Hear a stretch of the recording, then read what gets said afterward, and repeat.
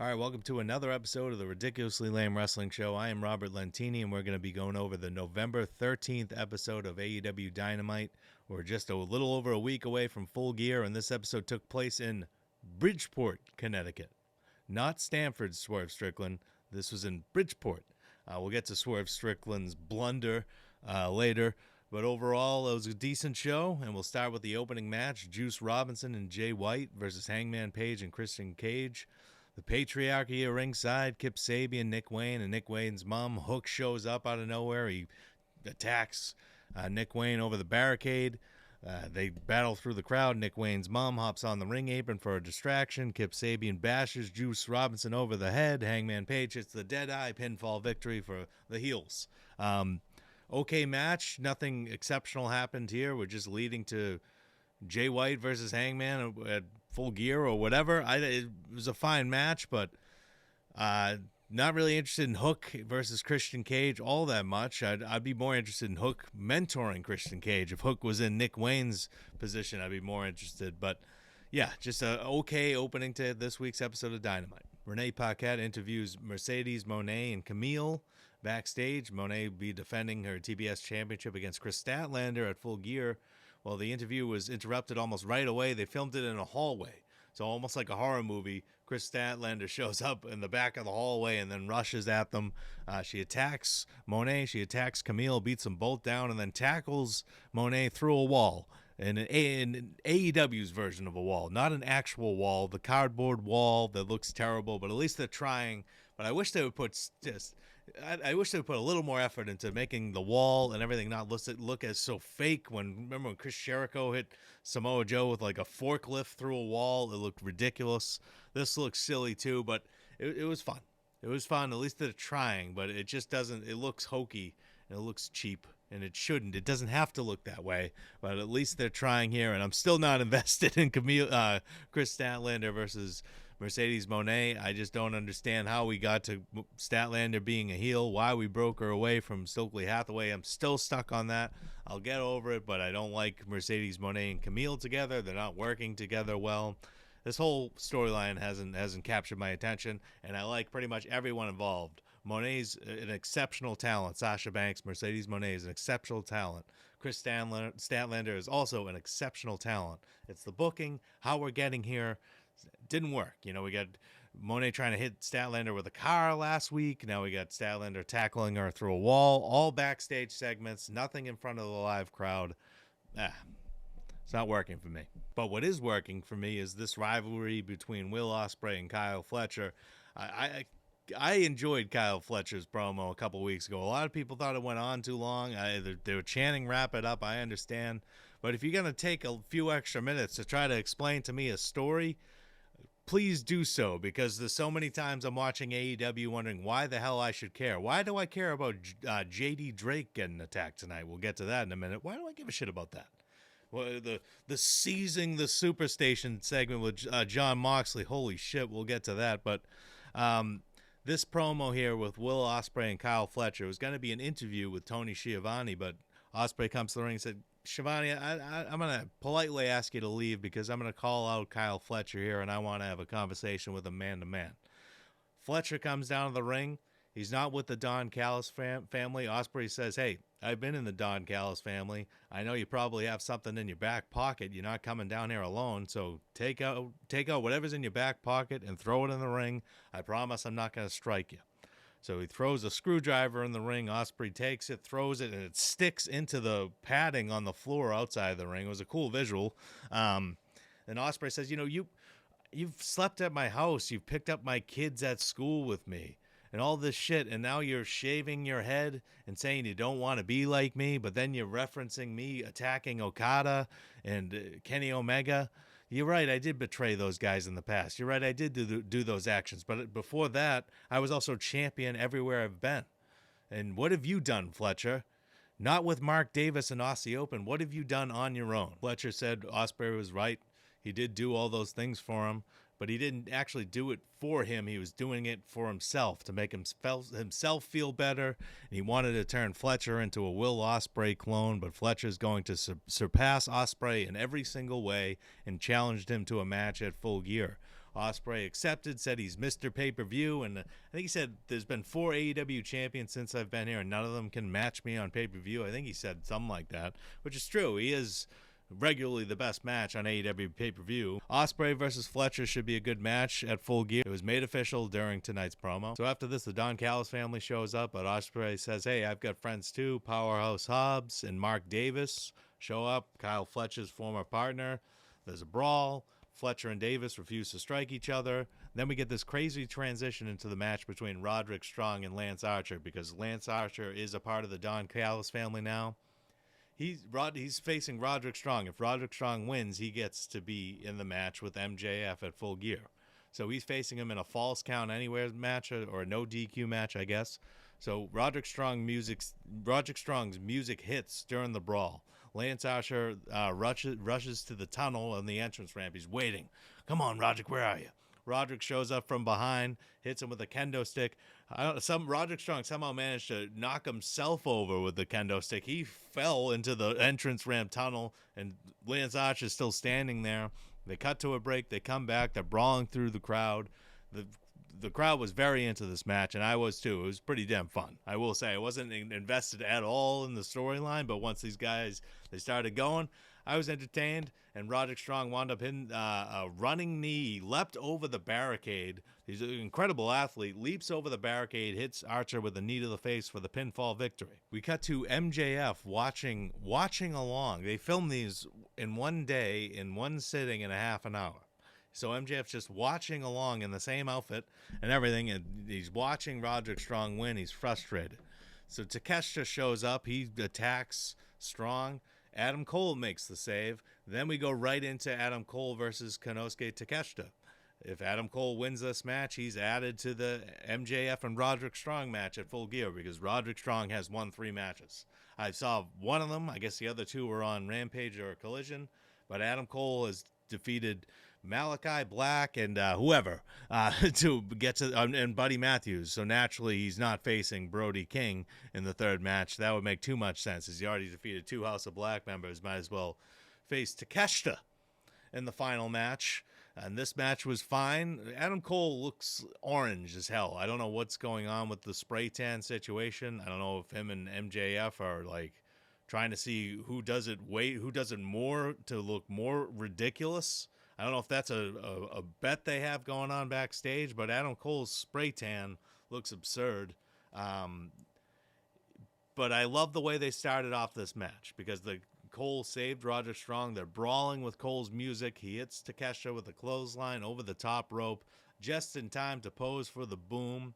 Crowd's into it. Crowd's very into it. Crowd's into Cole's entrance. But when they come back from commercial break, it gets quieter. And the match goes on and on. It's entertaining because Adam Cole can still wrestle. I don't know, his look is gone. His aura is gone to me. But he can still wrestle. And Takeshita is one of the best in the business, in my opinion. The international champion. Finally, they're pushing him. But all of a sudden, Takeshita goes under the ring, and he has the Dynamite Diamond Ring, which is just a giant gold band now. I think they lost the original or whatever. This is because last week, MJF called Don Callis. They worked out a deal, so he gave him the ring. He had to specifically use the Dynamite Diamond Ring in this deal, I guess. He couldn't just use any ring or any weapon under the ring would have worked, a pipe. But he hits Cole with the Dynamite Diamond Ring. The referee doesn't catch it and pins him. So Takeshita beats Cole. Cole has already lost a match in his 3rd match back, and he's not facing MJF at Full Gear. It's Roderick Strong versus MJF at Full Gear. That's a match. I don't know what. There was no intrigue to begin with in this whole storyline because everybody wanted it to be over. Nobody cares about Adam Cole and MJF at this point. The storyline died when Adam Cole ruined his ankle by jumping off an entrance ramp, and we're still trying to pick up the pieces of that as he's trying to get back into shape and work his way back to where he used to be. I don't know why he's in a feud with MJF. I don't know why this was ever considered for Full Gear. It makes no sense why Adam Cole is switched from heel to babyface to try to make this storyline work that nobody gives a shit about. And now it's a MJF versus Roderick Strong. Obviously, Cole's going to figure into this somehow. I don't know how they're going to get there, but MJF's still not on AEW TV until Full Gear. So we got another week of this with, I don't know, we'll figure out what Adam Cole's going to be doing at Full Gear. He's going to be on the card. They made him look like a star before they had him lose tonight, and he lost under, screwy circumstances. He got fucked over by Takeshita using the Dynamite Diamond Ring. But we waited a year plus for Adam Cole to come back, and he's already losing on Dynamite. He doesn't look the same. It's not the same, and it's a shame. I didn't mean to rhyme there, but it's just not the shame. It's just not the same as it used to be with Adam Cole, and I hope he can figure it out. But it's just once we get past the entrance, the aura is gone to me. They cut to MJF laughing that Takeshita used the Dynamite Diamond Ring. Roderick Strong rushes to the ring for some reason because Takeshita's going to use the Dynamite Diamond Ring again. Takeshita hits Strong with a low blow. Then Ricochet attacks Takeshita on the entrance ramp. Just 48,000 storylines thrown in here in the last 3 minutes of this segment. But at the end of the day, it's MJF versus Roderick Strong at Full Gear, and it's hard to care about that. So we get this advertised segment that Jon Moxley is seizing the Superstation tonight. I had no idea what that meant. Hopefully something cool, something interesting to get people talking. Well, seizing the Superstation apparently entails Claudio Castagnoli attacking J.D. Drake with a steel chair, and then Jon Moxley and Marina Shafir walking through the crowd to cut a promo on Orange Cassidy about Full Gear. That's seizing the Superstation. I don't know what I thought they were going to do, but I thought they were going to do something mildly interesting, mildly cool. This could have been advertised as Jon Moxley speaks tonight on Dynamite. It would have been the same thing. It's the same. It's just a promo, but to advertise it as seizing the Superstation, to me, I think something different's going to be happening. Something interesting. Oh, what is he going to go into the Warner headquarters? What are we doing here? Oh no, he's just cutting a promo in the ring about Orange Cassidy. How is that seizing the Superstation? Oh, he attacked J.D. Drake. Who cares? What are the people Moxley has chosen to attack so far? J.D. Drake, Brandon Cutler, Chuck Taylor. Who cares? Who gives a fuck? And who gives a flying fuck? Like, who cares about these people? I don't care about J.D. Drake getting attacked by the Death Riders tonight. But Moxley cut a promo. He's gonna, he's taking over AEW. Everybody's got to listen to what he says. Shafir's got the briefcase. I guess that's where the AEW championship is. Moxley said he's going to make an example out of Orange Cassidy at Full Gear. He's going to mutilate him so badly that his mother won't recognize him. And then everybody in AEW is going to be scared to cross paths with him moving forward. And he's taking control of AEW and yada, yada, yada. That's the promo. Orange Cassidy interrupted. He claimed that Jon Moxley and the Death Riders hold the symbol that represents everything, the AEW Championship, and he's going to beat him at Full Gear because he's already beat him in the past.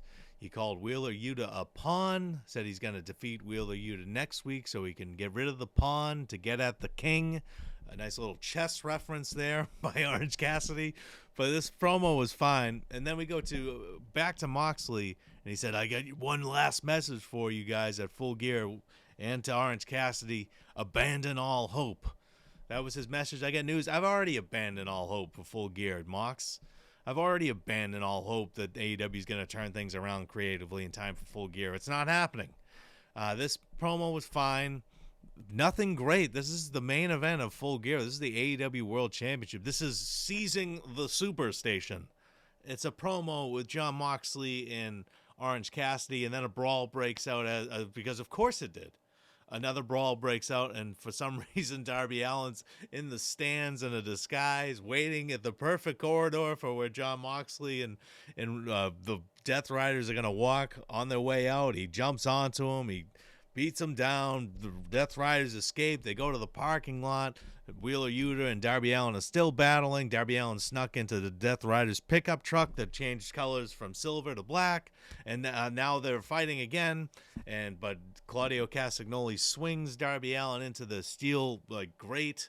It looked cool. And they're going to be facing each other next week, I believe. It's Claudio Castagnoli and Darby Allin next week. In 2 weeks, it's going to be Chris Jericho versus Tomohiro Ishii. I know everybody's excited about that ROH Championship match in Chicago. We got that promoted in 2 weeks. We got an ROH Championship match that was promoted tonight. But Darby Allin versus Claudio should be great. I think Darby Allin should be the one to dethrone Jon Moxley if they're doing this. You know, who's the face of AEW? Who's going to save AEW? Allin makes the most sense to me. He's been there forever. He can talk, kind of, and he's willing to kill himself for the company, it seems. He'll do whatever. He'll throw himself from whatever, suspend down from the ceiling. He'll do whatever. So, but he is the spirit of AEW. When I think of AEW, I think of Darby Allin, not Orange Cassidy. Britt Baker versus Penelope Ford. This match was a bit of a botch fest, but it was okay, I guess. And Britt Baker won via the lockjaw. Is Mariah May around, or like Toni Storm? Where's the AEW Women's Championship? It's just all TBS Championship on Dynamite in backstage segments, not in the ring. They can't give them a live microphone. But it's all just, where's Mariah May? I don't understand what they're doing with their title reign. Maybe it's all happening on Collision where, 14 people watch. I don't know. But, yeah, Britt Baker beat Penelope Ford. Both AEW originals. Penelope Ford's decent. Britt Baker's, used to be a star, and it's just a curious case of what I don't understand what's happening with Britt Baker. There's a backstage argument every other week, and she's just nobody cares as much. People still are into her, but there's not the buzz around her anymore. They missed the opportunity. I don't know if they can get it back, but this was a win for Britt Baker. We'll see where it goes. She got more TV time than Jamie Hayter. We'll just cover that tonight. Jamie Hayter, backstage interview with Renee Paquette towards the end of the show, right before the main event. She said, I got one thing on my mind, but she's cut off right away, and it cuts to a Julia Hart vignette, which was very well done. I will give AEW credit here. The motion graphics and stuff for Full Gear look great. The vignette for Julia Hart tonight was excellently done. I really enjoyed that. Her vignette here, just Brody King calling her on the phone, it's time to come back, and just the way they shot it like a horror movie was really cool. And I think, the Hurt Syndicate's entrance music is great. There's a lot of positives, a lot of good production notes for tonight's show. But yeah, still some stuff to bitch about. Swerve Strickland versus Lio Rush. The match itself was great. Lio Rush and Swerve Strickland did this flipping sequence at the beginning of the match where they both somehow flipped out of the ring and landed on the feet at the same time and had a stare down as they went to a commercial break. That was cool. But in the end, it was Swerve Strickland getting the win with the house call. And after the match, he cut a promo calling out Lashley before the match at Full Gear. He wanted Lashley and the Hurt Syndicate to come down to the ring. MVP and Lashley, no Shelton Benjamin to be found, come to the entrance ramp. Strickland says, I think we should have a fight here in Stamford, Connecticut. They were in Bridgeport. That's a huge mistake. You can't do that. And the crowd just turned on Strickland. It was just turned on the former AEW champion, started chanting, "This is Bridgeport." They were chanting Bridgeport while Lashley and I'll spoil it right now. MVP showed up. If you wanted to fight against a member of the Hurt Syndicate, you just had to call me. And Shelton Benjamin attacks from behind. Bobby Lashley and MVP beat down everyone. Not really MVP, but Lashley locked in the full Nelson, the Hurt Lock, it used to be called in WWE, and the crowd was still chanting Bridgeport at Swerve Strickland. So just a huge, huge mistake by Strickland. Might not have too many fans in Connecticut, but the rest of the world will forgive him. But it was just a funny blunder that hopefully he makes light of on social media. I haven't checked, but he should own that one and just make light of it so it doesn't stick to him forever. The main event. FTR versus the Kings of the Black Throne, Brody King and Malachi Black. They're a tag team together, and Buddy Matthews is still in the House of Black, but just not a part of this. This match was to see who could join the Fatal 4-Way at Full Gear for the AEW Tag Team Championships. The Outrunners have already qualified. Private Party will be defending the titles. They are the current champions in a Fatal 4-Way at Full Gear. The winner of this match would qualify, and then the final team will be decided. It's at Collision, but it's likely going to be the Acclaimed, my guess. But it's the Acclaimed. It's FTR versus the Kings of the Black Throne. Brody King and Malachi Black here. The crowd was just absolutely fucking dead to start off this match. It was unbelievable how quiet they were. Cash Wheelers is clapping on the ring apron, trying to get any noise going. Finally, Malachi sits in the ring like in a crazy spot that just finally got the crowd to go, oh, oh, finally some noise in the main event. But overall, it turned into a pretty solid match. I really enjoyed the finish. Brody King choked out Dax Harwood.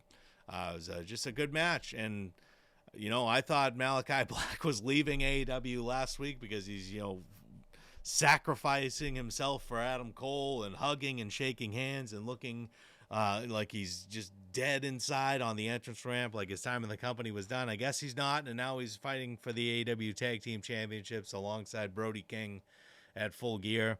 I can't imagine they're taking the titles off Private Party at Full Gear.